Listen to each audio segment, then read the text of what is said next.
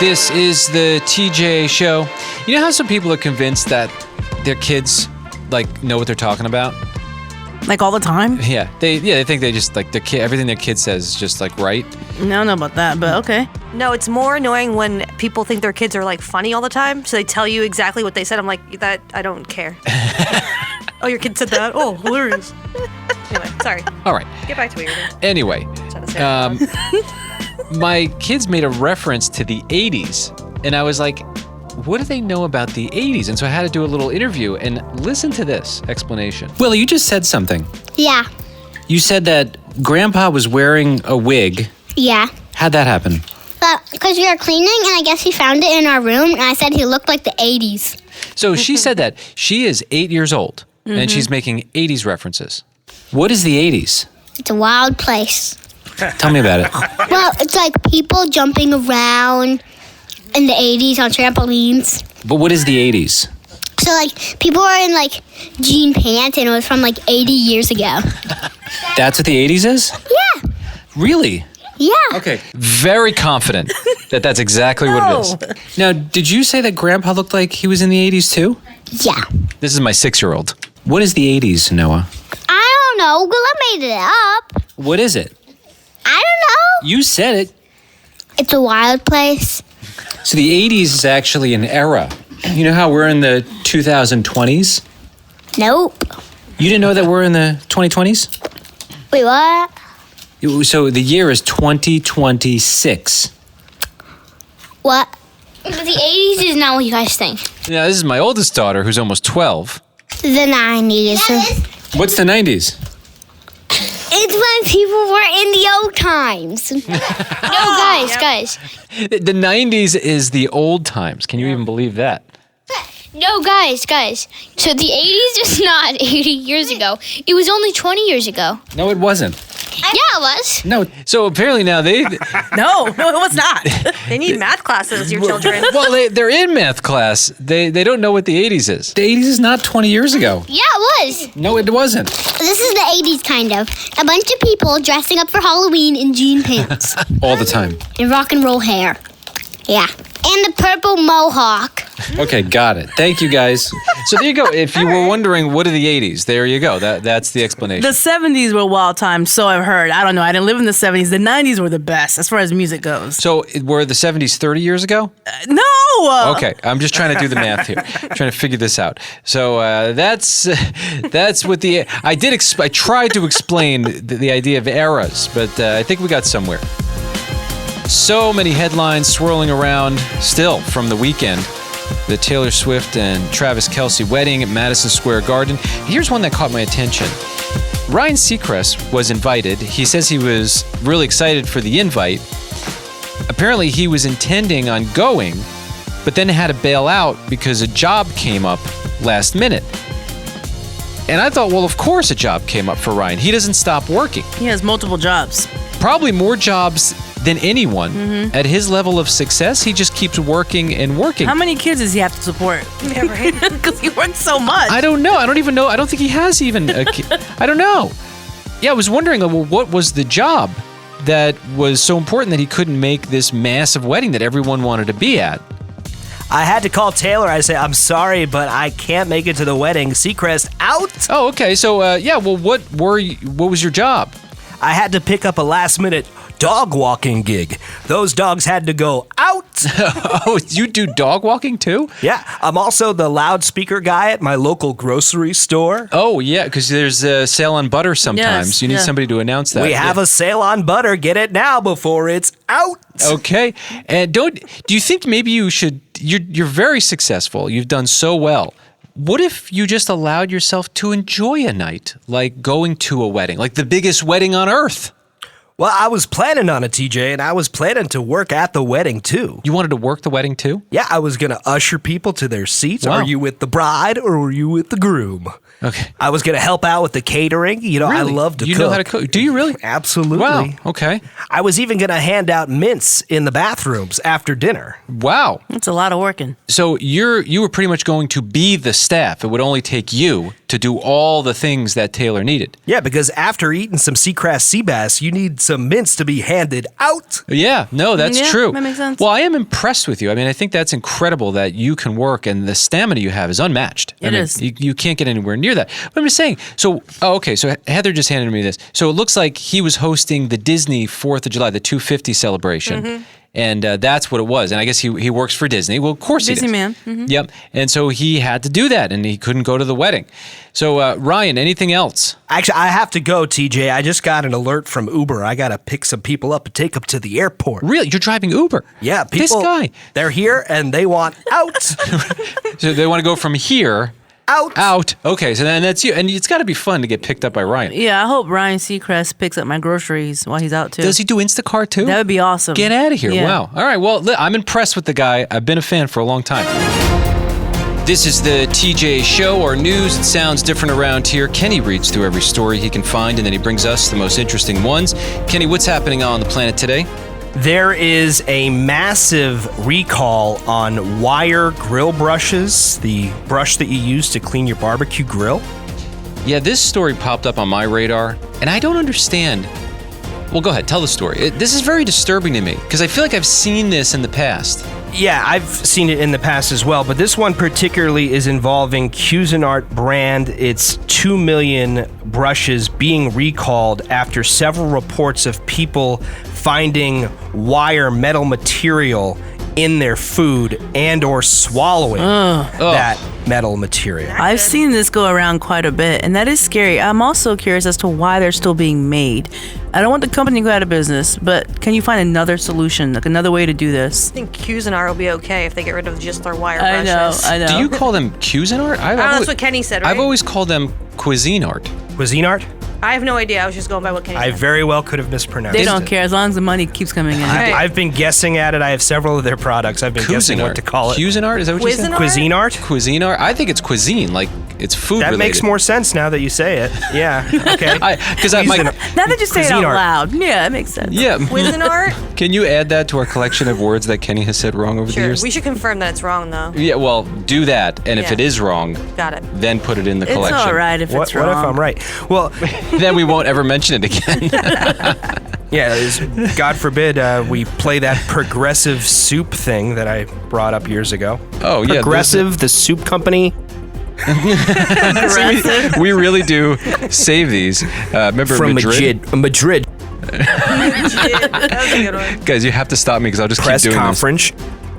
It's all right, man. Say Well- it how you want. If I can, because I've been hearing about these wire grill brushes for a long time. As a matter of fact, we bought my dad for Father's Day something called the Grill Rescue Brush. You may have seen it on TV. But in 2019, some firefighters created this brush. It has no wire bristles. It is made from the same material used to make a firefighter's flame retardant suits.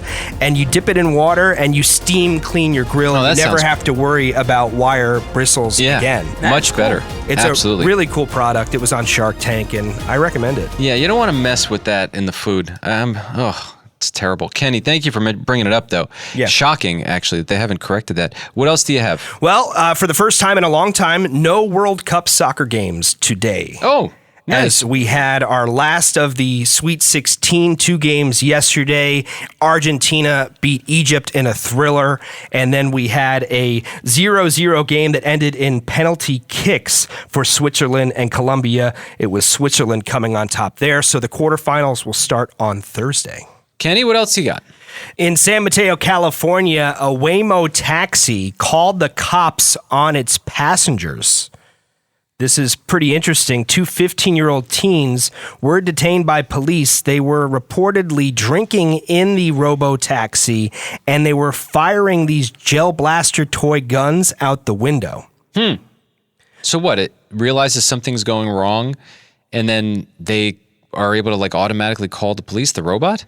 It appears that there was a human monitoring the internal camera. Usually that camera is meant for when a passenger leaves an item behind. They don't claim to be like spying or constantly monitoring these cameras, but in this particular case, they knew something was up. So they called the police and they ordered the robo-taxi to safely pull over to the side of the road. And then someone came over on the intercom and told the teens to just remain seated. There's a technical issue.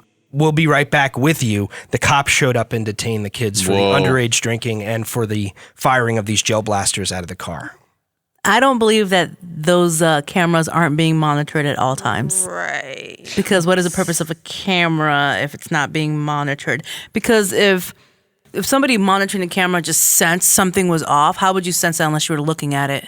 Well, and also, I mean, mind you, yes, I'm not trying to take away from the story, but I'm just saying, like, I do think it's monitored at all times. But then there's a lot of questions. Do they keep the doors locked? Are they able to get out if they want to? Right. You know, how far does it go? And then, you know, right now you could look at that story on the surface and go, yeah, well, they shouldn't have been drinking. They shouldn't have been shooting anything out the window. They should actually pay a price for that. Mm-hmm. But at what point does RoboTaxi decide, well, now this is wrong and that is wrong, and we're going to keep you there for whatever reason? Yeah, and at that point, you're holding someone hostage because you lock the doors and they can't get out. Yeah, and I don't know that they're doing that, but I wonder if they are. I don't think they were. According to this, they say the operator directed the vehicle to safely pull over into a shopping center parking lot, and to keep the kids inside, they just told them that they were experiencing technical difficulties and the vehicle had been disabled. As far as Waymo's safety guidelines, the interior cameras are generally used for customer support or checking for left behind items, but support teams may access live videos during a trip under more urgent circumstances to ensure public safety. That's their policy. There you go. I know people who love those robo-taxis. They take them everywhere. Yeah. Right? Kenny, what else you got? It looks like the price of the Forever stamp is going up. We had talked about this when it was announced, but that date is rapidly approaching. It will be July 12th. The price of a Forever stamp goes from 78 cents to 82 cents per stamp. Hey, there you go. You want to send a letter today, J-Bo? No, I'm good. I still have stamps that I bought I don't know, 6 years ago. That's winning right there. It is. You can use them still. I love that. It's a great idea. Kenny. When the stamps were first introduced in 2007, they were 41 cents. So at this point, 19 years later, that's a 100% increase in price. Everything is 100% increase in price. Kenny, what else you got? Do you remember a couple of years ago, we talked about a restaurant that was charging parents an unruly child fee if their child misbehaved while eating? Yeah, I do remember that. That was quite a little while back. How did that go, by the way, for them? I think it went pretty well. I don't know. I haven't seen an update. I believe that restaurant was in Georgia, and I do remember talking about it. Well, and I guess it incentivizes you not to bring your kids, especially if you think they're going to be out of control. Or just watch them. Yeah, right. Regulate that. Yeah, so now there's a Chinese restaurant, Chef Zhu, in Foster City, California, is implementing a strict policy demanding parents control their children, explicitly stating, "We are not a playground." Mm-hmm. I know that's right. I like it. Yeah, I appreciate it. And I have kids, and also it was definitely a transition period. There was a period of time where we just pretty much gave up on restaurants because every time there would be something, the food wasn't coming out fast enough, arguing over what's protein and what isn't. And, it's just exhausting. It's not peaceful. You go out to dinner, you want to have some peace. Yes. And that's sometimes lost. But you want to enjoy yourself, you know? Yeah. And so I will do the other patrons around you. Exactly. Right. And I don't want to sound hopeless because eventually that did change and now we can go out to dinner and it is a special thing. Now, I do wish that these fast food restaurants that sometimes people take their kids to just for peace because they're like, fine, the kid will eat something, would bring back playgrounds. Right. Because that would be helpful. Go play. Yeah, but I know you're a germaphobe, but you put some hand sanitizer on their hands before they get into the house, and this should be fine. I saw a ball pit recently, and I said, "There's no way you are not going into." It doesn't have to have a ball pit; it can have other things. Agreed. Go ahead. So this restaurant posted a notice, I guess on the wall of the website, saying, "Please ensure children remain seated at all times and respectful of fellow guests and the dining environment. Running around, shouting, making noise with utensils will not be tolerated. And if there's a situation where a child damages something at the restaurant, you will be charged for it." They talk about a teacup that was shattered. They charge the parents $5.47. Yeah, you break your buy. One child carved designs into the tabletop. They charged that parent $109.38. Sounds like a little serial killer. And then I guess they had credit card machines that they bring to the table. A child broke the screen of that credit card machine. They were charged $327.03. Destructive children. Yeah, Are seriously. your children that destructive, TJ? No, they're not. That's good. They want to be, but no, they're not. Yeah, because you stay on top of them. I have my nieces and nephews staying with me for the summer, and whenever I hear like banging or something like that, I tell them like, "Hey, you break, you buy." That's right. I didn't break anything. All right. The Yeah. restaurant owner does say since enforcing this new policy that the behavior has dramatically improved Oh, at the gee. Because restaurant. there's consequences to the parent, right? And then hopefully that parent is going to pass on the consequence to their child. Well, yeah, well, wouldn't you know it that consequences work? A lot of them have been removed Yep. from our current state of the world, so good to hear. Kenny, thanks for keeping us somewhat informed. That's what's happening. I am quite surprised that this organization reached out to us. And this is all because of a voicemail that we were listening back to. It was just a quick passing moment. Do you remember we were listening to that message from B-Boy Logic, and he said something and Kenny corrected his language? Yeah, I remember that. This is what happened. So it's like, kill two birds with one stone. Kill two birds with one stone. If I could advise B-Boy Logic, he used an analogy. I would rather he said feed two birds with one scone instead of what he said. So, Yeah, there Kenny, you go. apparently PETA heard that segment, and they have officially reached out to our show praising Kenny for his change of language. Kidding me. I love it. And so I'm just going to read this. Hi, Kenny. We loved hearing your suggestion that B-Boy Logic should adopt the phrase feed two birds with one scone. This is actually from PETA. Thank you so much for showing that there's more than one way to peel a potato, which of course, you know, that old-fashioned way of saying more than one way to skin a cat. Yes. No more. Words matter, and we can all choose to use language that encourages kindness to animals. As a thank you, we'd love to send you one of our two birds with one scone mugs. They have a mug for this. I want one. Yeah, me too. Well, Just let me know where to send it, and I will take care of the rest. Thank you again. If there's any way we can serve you as a resource, please don't hesitate to contact us. We'd be happy to hear from you anytime. That's from Wes. Yes, absolutely. We'd like to hear from him. Can we get him on the show is my next question. I have already reached out. Of course you did. The fact that they heard that and then took the time to find an email to reach out, Yeah. that is insane. And now Well- they're offering you to mug too? Like, come on. Wow. I yeah. think the fact that I was a hardcore vegan for several years No, they and didn't reach PETA out. never reached out to Not me, one time. not one time. Well, but you're a vegan that eats Shake Shack. Well, now I'm a lapsed vegan. She's a because- But vegetarian. I was a hardcore vegan for a very long time. Had PETA reached out, would you still be a full vegan? Yeah, probably. Yeah, see? Well, if they were doing their due diligence, yeah. Yeah, she's a vegetarian who every once in a while will go to, a certain chicken spot to get free chicken Right, if that- they Right. give it I mean, away. if it's free, I mean, what How can you say what am I no? supposed to do? They Yeah. wouldn't like that. So we're going to have to talk about that if they're willing to come on the show. Mm. Well, in all fairness, I've talked to PETA before over the years. I interviewed them once when I was on in New York, and it was kind of like questioning them about their practices. And they were actually really cool, humble, and I like them a lot. So I would love to have them back on the show. I was just going to say that when I first heard about these alternative sayings, I made a pledge to myself that I would use those sayings whenever possible and on the radio too. So I'm happy to be recognized for this great honor. Always happy for any accolades he can get. That's Kenny. What'd you have for dinner last night? Pizza, as a matter of fact. Pepperoni? Topping? No, plain pizza. Got me. What'd you have 2 nights ago? Short ribs. Yeah. But plain pizza has What a cheese hero. on it, which comes from an animal. That's true. Yeah, it's a yeah, real that's hero. True, yeah. We had to do this segment. It was all because of my dog Luna. That's where it started.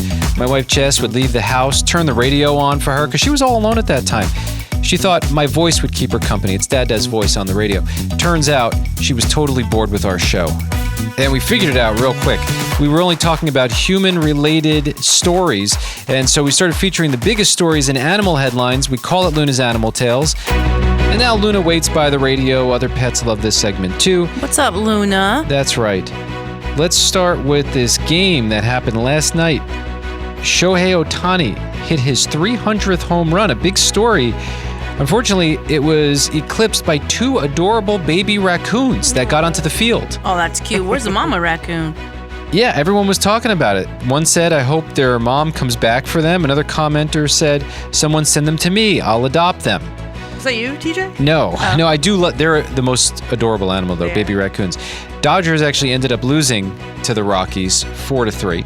Were they distracted by the raccoons? Well, of course, who wouldn't be? Everyone's distracted by baby raccoons. This story, I actually saw this video. I was so impressed. This dog, did you see the husky video that bit the bear? Oh yeah, right on the booty. It's amazing. So a video, this is why doorbell cams are the best thing ever, because who would have ever caught this had it not been rolling on what was happening in the driveway? A little boy was in the driveway and his husky wound up getting between him and a bear that started charging the kid. The husky actually did his job. Sometimes you wonder if your pet would actually do anything in a situation like this. Wound up biting the bear, and the bear ran off. Yeah, this petrified. happened in Connecticut. It's amazing. I wonder if my dogs would do that. I guess their instinct would take over. If they see it as a threat, they're going to go for it. You would hope so, because the dog was thinking like, something happens to this kid and I'm out here, they're going to get rid of me. So let me go ahead and do my job. I better protect my food source. That's right. But it's super cool video. If you love dogs, you're going to love that. Bear's a baby. Full-size bear acting like a stuffed animal. Yeah. Officials warn, this is in the UK, against taking wild badgers and keeping them as your pet. They had to rescue one. There was a badger that someone took as a baby, and it was in terrible condition, starting to lose its fur. They were feeding it like canned items. It was terrible. They wound up transferring it to the Lincolnshire Badger Group for care. Even has a nickname, calling it Mr. Baldy. Apparently, they're noting that it has a very good bite, and they say, do not attempt to pick up an injured badger. Leave it alone. And this makes me think of when I was a kid. My friend's dad almost ran over a squirrel with a lawnmower. Oh. And so my friend went and picked it up. They put it in a little cage in their garage. At some point, the squirrel, it actually did fine. It escaped the cage and let itself out back into the wild. And I was like, okay. Good for the squirrel. Well, yeah, there you go. So didn't get run over, grew up, and then on his merry way. They say you should not be taking wildlife into your home. It looks like the badger is going to be okay. So That's good news. Those are Luna's Animal Tales, the biggest stories and animal headlines on the TJ Show. Well, I guess I'm quite honored by this.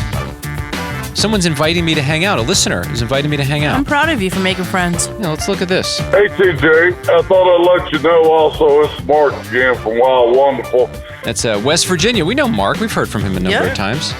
If you're into the paranormal, there's a place in Georgia nobody has ever stayed 24 hours. If I'm into... Well, no, I'm not into, like, exploring stuff like that. Yeah, me neither. I don't want to touch that. If you want to roll, I'll roll with you. I think he's looking for somebody to go with him because he too is scared. Yeah. And we'll see if we can do 24 hours there. No. See you, buddy. No, I don't go anywhere near that. I think what probably prompted this was I mentioned, because he's from West Virginia, that I drove to West Virginia and they were some of the scariest roads I've ever driven on. Mm-hmm. Well, the reason why I was doing it was because I was going to interview an exorcist in the middle of the woods. So you are interested. Well, no, but I'm interested in the spiritual reality that we're in, and so maybe that's what prompted. And so I'll give you maybe, if I don't know what you would call this, going like seeing dark stuff or being around dark stuff. One of the stories that I have was when my daughter Charlie was very young. She was complaining that she saw this like dark figure in her room, and she was describing it. She said it looked like a weird chicken, and like she was describing all this stuff, and she looked terrified, and she was having a hard time sleeping, and this would pop up. And so I do believe that there is a spiritual reality. So we taught her, we said, okay, tell it in the name of Jesus, go away. And then she slept like a baby, and that was it. And so you want to talk paranormal? There you go. There you go. Well, I'm in, so Nope, I'll go pass there. on that one. Maybe Heather would, like to meet Mark, and you want to go on a 24-hour... I would do 48 hours. Be careful with that stuff, though, because, it's interesting. Yeah, I guess these conversations do find me because I am interested in these discussions. But I had a barber who happened to, like, make these videos where he'd find these kinds of creepy places. And the problem with it is you start pursuing that stuff, you might let something in that you don't want in your life. It will find you. And this kind of stuff, you hear these stories, like you see documentaries about this stuff. I started talking to this dude. I was like, yo, because he looked terrified and afraid. He's like, dude, I don't know if I want to go back. Like, since I went, this weird thing started happening. He started describing what was going on. I said, bro, You got to take this stuff seriously. Don't mess around with this stuff. It messes up people's lives. It gets in there. It's not good. Yeah, for real, it's not. I have a friend of mine who bought a stuffy at like a thrift store, and she said that since she's had a stuffy, she started having really horrible dreams, and her kids were having bad dreams and waking up in the middle of the night, and she would see like these shadows like walking around her house. I believe it. And she finally was like, "What is new in my home? What did I bring in?" And she realized it was the stuffy. She got rid of the stuffy. All that stopped. There's something going on there. Yep. I'm telling you, it's wild. So, Mark, politely declined, but appreciate the invite.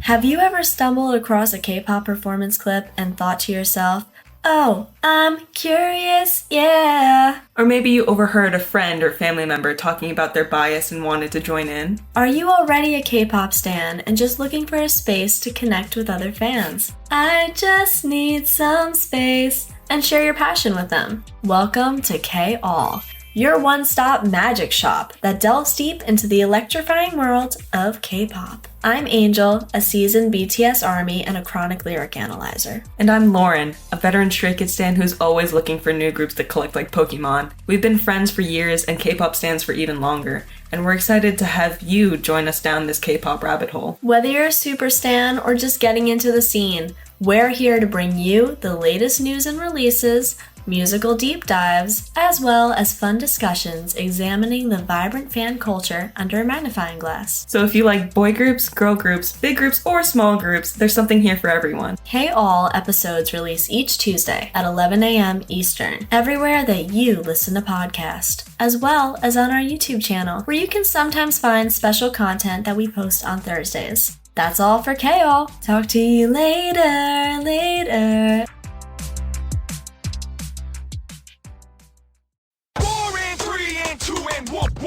Hey, it's Amelia Retaller. And Evan Lazarus. And this is Girls Rewatch Podcast, a podcast about girls, TV, and girls on TV.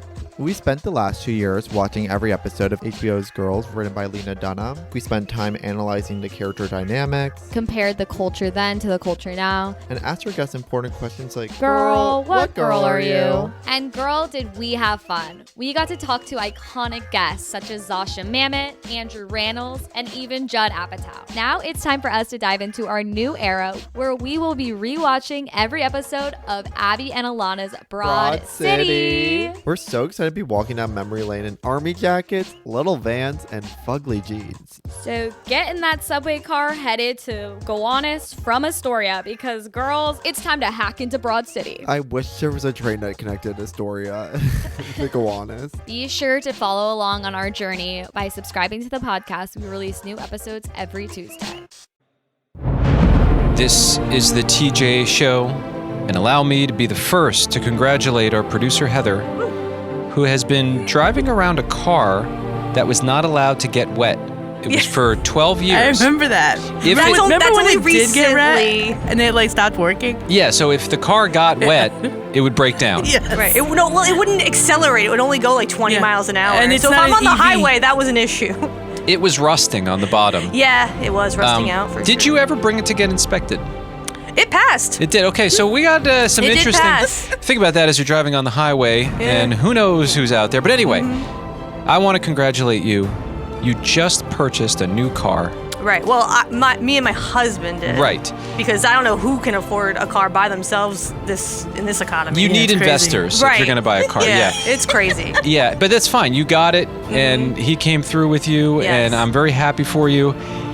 And Heather's already complaining about it, which, I would think you'd have this glow period where you just celebrate the new car. It's not that I'm complaining. It's just that it's like I'm going from an old car to a brand new car with all these computer things in it, and it's Right. just a lot. Right. It's overwhelming. But what Right. was wrong with the salesman? Oh, I mean, there's nothing wrong with him. He was a very sweet guy. He just wouldn't shut up. Like, I know everything about this man's life. Like, literally everything. Like, he told me his entire life story. Isn't that a good thing? I mean, I guess maybe he was trying to make a sale, but we walked in there like ready to sign the papers. So like, he didn't need to sell us anymore. Right. I think he just likes to talk. Okay. And you already liked him. He was sweet. So Right, like he didn't need to win you over. Right. Like, I know more about him than I do about my own husband, Lewis. You know what I mean? Like, I could steal this man's identity Like, if I would have asked him for his social security number, he would've probably given would it have to you. told me. Yeah. Like, I know all his security questions, his dog's name, his mother's maiden name. I know all that stuff. Do you think that salespeople are overcompensating because they're being replaced by AI bots? So they're being as human as possible. I don't know. He seems super confident, and like he told me his financial situation, so I know he has money. He probably doesn't even need to work at that store. Wow. Yeah. That sounds like a nice guy. No, he was very nice, and I mean, we bought the car, so. But I don't think you're ever going to hear from him again. I had a really nice relationship with the person who sold me my car, and then as soon as I drove off the lot, never heard from her again. Yeah, so never. it was a one-time thing. Well, the thing is, though, when I'm in that situation, especially with my husband Lewis just sits there and doesn't speak or respond. So like, and I don't like to do it either. But one of us has to engage with this man, and it has to be me. To be socially accepted, right? You need to at least interact with the human being that's talking to you, right? And ask maybe some follow-up questions. But it's because you work in radio and you feel like at that point you're now working, so now you're asking follow-up questions. You're trying to get to know this person. Yeah. Dead air. Exactly. Well, listen. Congratulations on the car. Thank you. You're mostly happy, right? Oh, we're very happy. Okay, very good. Jabo, do you recognize the name Tilly Norwood? No, I do not. Okay. Tilly is a controversial AI actress who is now set to star in her first full-length feature film. She's not a person. Don't call her her. Yeah, I'm just reading the headlines here. An AI-focused studio, Particle 6, who created Tilly, says it's a comedy drama set in a digital world called the Tillyverse. The story follows a bodiless AI being who begins to develop human desires and impulses after being manipulated by a rogue, dark web bot. And you look at pictures and, it looks like a human being. Doesn't quite seem like a friendly human being with a soul, but a human being. The photo's pretty good. That's such a dumb concept. Like, how do other actors, like real actors, feel about that? Well, they've voiced mega concern about this whole idea. Like, remember there was that story about agents representing AI bots? Well, that was Tilly Norwood, and it turned out to be false. Yeah, that was just a fake headline that she was signed by some major talent agency, but that turned out not to be true. Gotcha. Okay, so that was fake news.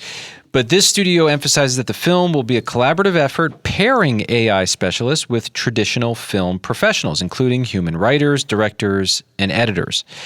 So that is actually happening. And I guess not that much different from, remember when, what was it, Terminator 3 or 4, and they had like an old artificially generated image of Arnold, and at the time it was brand new, and you're like, whoa, it looks like a young Arnold. Yeah. So this stuff has been going on for a minute, but now they're just kind of pushing it out and saying, well, she's going to star in the film now. Yep, that's weird though. There's another story that's somewhat related to this. A guy says he quits his customer service job to make AI videos full-time on YouTube. What he's done is he's created a fake person that people seem to love. There seems to be an interest in Chloe, who is a completely artificially generated woman. It's called Chloe versus History, and it's this younger person in like old, like 1,000 years ago, 2,000 years ago. Traveling back in time. Right, traveling in time. And he says it costs about $400 to $1,000 to make each video, but it wound up paying a whole lot more than his customer service job. So he quit that. That's fair. To be an AI creator, and now he's making these videos, and it seemingly has caught on. But clearly there must be an interest in this AI person thing, because here's another example of it. Right, people are making money off of it. Right. So the AI influencer Chloe travels to things like Titanic's maiden voyage. And so it's really interesting what we're seeing here. He generated between 5 and 10 versions of this character before choosing the one that felt most relatable. It's very Frankenstein, isn't it? It's really weird. Yeah. No, it's pretty wild what's happening out there. Kind of crossed a boundary yesterday.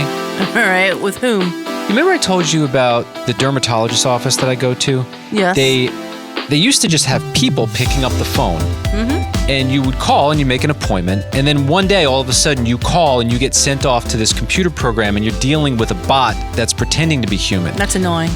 Yeah, and so I was irritated by it, and I was also, I think it was mostly annoyed with the fact that they were putting in sound effects to make you believe it was a human. Yes. Like typing in the background, like noise in the background. Right. As if they were in a call center. Exactly. They want it to sound like it's real. And so I even questioned the bot that was just there to make the appointment. Are you a robot? And he admitted he was. And I got into probably a little bit too long of a conversation. Remember, I recorded it. And this is all data that we're collecting. But anyway, I had, it's probably TMI. I had to have, something removed, skin cancer checks, the whole thing. All right. And they were probably a little dramatic with the removal. Like, you don't need to do that much. But they're like, well, we want to be safe. And this is 99% that you're going to be fine. Okay, great. So I've got this, like, it looks like I was in some sort of a battle and I had to be sewn up. And I was concerned about it because it started to hurt, whatever. So I tried to make an appointment with the bot. And the only one they had was for like late afternoon. And so I can't get in touch with the human there because they've cut off all communication to human beings. So I made the bold move. I said, I'm just going to show up there. So I drive there. Good for you. Good for you. I walk in and it's this like jam packed. Every old grandma, great-grandma, grandpa, kid, parent with the kid. I mean, just every seat was taken in the waiting room. And I'm like, I don't know how this is going to go. I get in line and I go, hey, tried to make the appointment through the bot. Is there any chance you can sneak me in? I just need somebody to take a look at this. And believe it or not, they actually made space for me and got me in there. And I thought, wow. That's awesome. That is fantastic. So, sometimes we feel like we can't get in touch with a human being. Maybe we got to just start showing up. Yep. I mean, at least this place is very nice. They were very respectful and they were human about my human issue. And they were like, okay, well, this guy's in some sort of pain. Right. Let's take care of him. Everything's fine. And that's what a bot can't do. Right. Like, you can't tell a bot, like, hey, I'm in pain. They're just programmed to say, okay, appointment in 3 weeks. Yes, and you're like, no, yeah. I need it now. But do you know how annoying it is that the only way to get in touch, and I love this office, I love the doctors, the only way to get in touch is I had to physically drive there and show up. And what's frustrating on top of that is that most doctors' offices are open when you're at work. So, for example, some people can walk in like you were able to do, but others maybe get out after the doctor's office closes or, right when the doctor's office closed, and they can't even go in and do that. So now they're fighting with a bot trying to figure out how they're going to get in and see somebody. And they always stay calm, which gets annoying. Yes. You can't irritate them, and what are you supposed to do? Right. Just give up. So I'm very thankful for that office for still being human and caring about human beings.